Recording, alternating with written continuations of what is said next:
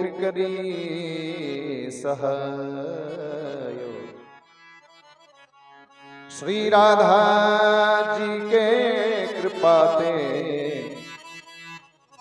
गिरिवर लियो उठाए। श्री ठाकुर जी ने कहा, अरे मित्रों, कछु माखन को बड़ बढ़ो गोपिन करी सहाय। सुनो,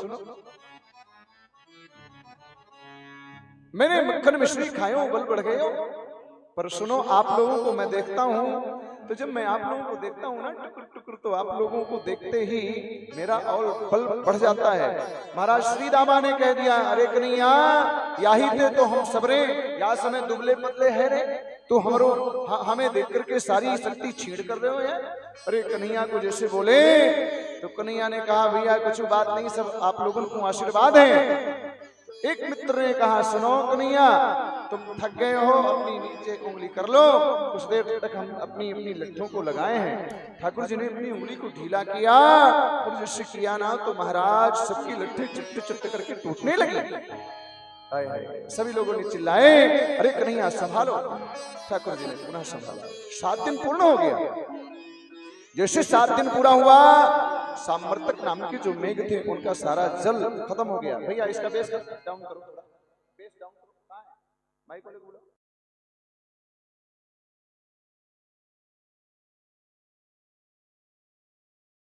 वापस हुए सामर्तक नाम के मेघ, और जब वापस हुए ना, इंद्र के पास पहुंच गए। इधर कन्हैया ने सभी ब्रजवासियों को कहा, भैया बाहर निकलो। सभी लोग निकले, और जब निकलने के बाद वहीं पर्वत को स्थापित कर दिया।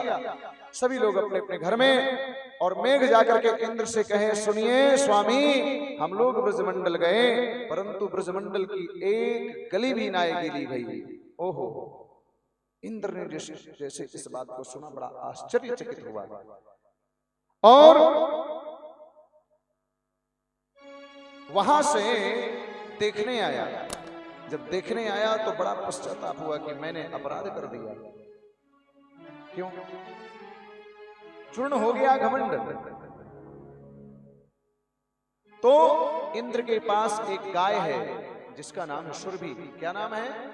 सुरभि। आपके बगल से भी एक गौशाला है, सुरभि नरसिंह गौशाला। सुरभि नाम की जो गाय थी, ध्यान से सुनिएगा, बहुत सारी बातें हैं जो आप लोग नहीं सुनेंगे तो दिमाग से के ऊपर, सर के ऊपर से निकल जाएगी। जो सुरभि नाम की जो गाय है, वो इंद्र के पास थी। इंद्र ने गाय को आगे किया, और पीछे पीछे स्वयं हुए, और ले जा, और स्वयं आगे गाय को करके, और पहुंच गए ब्रजमंडल।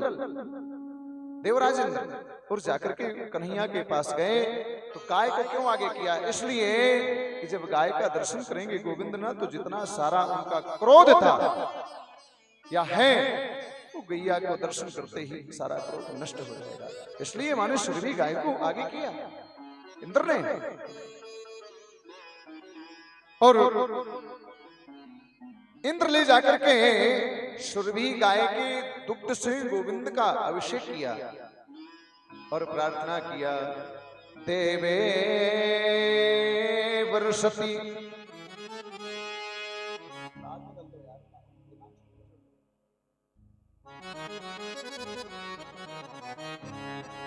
देवे वर्षति यज्ञ विप्लव वर्षा वज्राश्म वर्षा निलैः सीदत् बाल पशु स्त्री आत्मशरणं दृष्ट्वानुकंप्युत्स्मयन्। देखो एक बात और बता दूं, ये जो श्लोक है ना, यदि कदाचित मूसलाधार की वृष्टि हो रही हो, और कोई आचार्य, गुटखा खाने वाला नहीं, कोई व्यवस्थित आचार्य बैठ करके एक माला का जप कर दे, वृष्टि बंद हो जाएगी। ये मैं व्यासपीठ से प्रमाण के साथ कह रहा हूं। दास ने किया है। देवे वर्षति यज्ञ विप्लव वर्षा वज्राश्म वर्षा निलये सीदत् बाल पशु स्त्री आत्मशरणं दृष्ट्वानुकंप्युत्स्मयन्। परंतु हम लोग करते कहां हैं? केवल उपदेश, यही तो नाश है। तो इंद्र ने प्रार्थना किया गोविंद से, प्रभु आपने जो भी किया मेरे ऊपर बड़ी कृपा की।